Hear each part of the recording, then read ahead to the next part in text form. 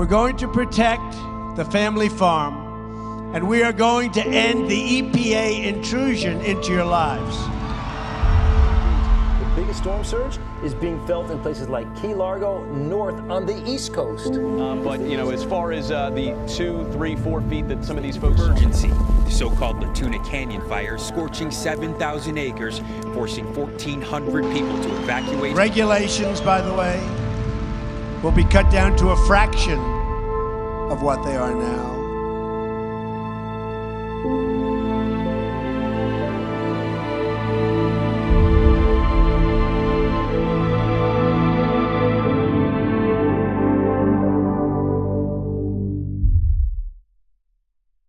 It's very disturbing to me that after so many years of moving slowly forward at recognizing the value of the environment and how we can peacefully coexist with nature, restore nature, and benefit from it, to have an administration come in that just is ignoring every piece of science out there and clearly willing to make decisions that will cause long-term harm. I mean, looking at the coal industry back east, the idea that they should allow coal industries to dump their broken rock and rubble into canyons and valleys because it's cheaper, just destroying the entire watershed.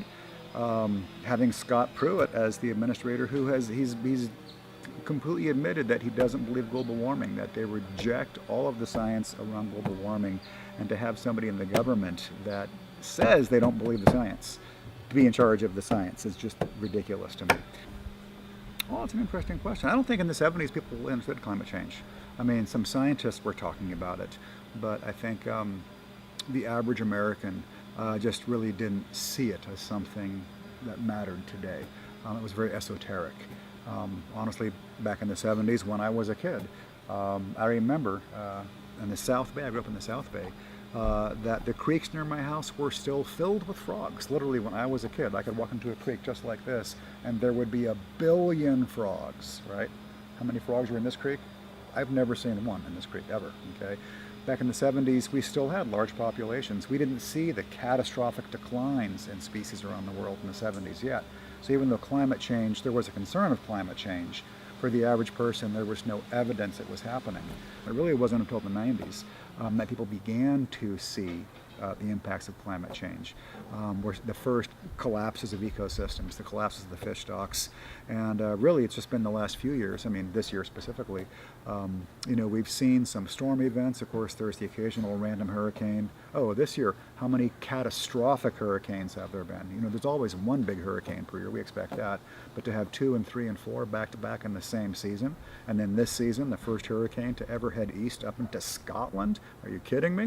You know, like this is a collect, and again, you can't, science can't say that this sequence of hurricanes due to climate change, but anybody with a brain can look at the trends in the data right there, and you can see increasing global temperatures, you can see increasing ocean conditions, you can see coral reef systems dying en masse around the world. And if your brain works, I would say that, you know, that collection of dots is something that we can connect and say, wow, things are really happening right now. And if you don't vote, if you don't get off the couch and vote, if you're not educated on the issues to inform yourself, and then if you don't vote, of course, you know, a group that really is just interested in their, you know, special interest, which is in this case corporate interests.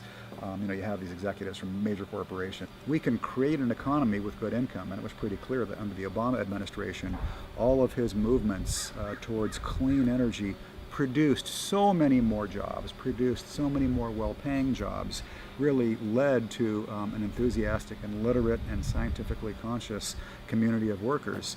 And so the movement away from coal towards the clean energy sector was incredible for the economy. So this idea that moving away from coal destroys the economy, it's just simply false. There's no evidence that supports that. So I think to fix this, what we need to do is to really get the citizenry of our country really thinking more clearly about where they're getting information from, who's saying it, what, you know, is there data to back that up, or is it just somebody's harebrained idea? And that's the challenge, but I think it's achievable. You know, I'm optimistic that we can do that. While protecting single species, backing entire ecosystems, and even combating climate change as a whole, the EPA has surely done substantial work for our environment. But what happens when this organization is largely defunded?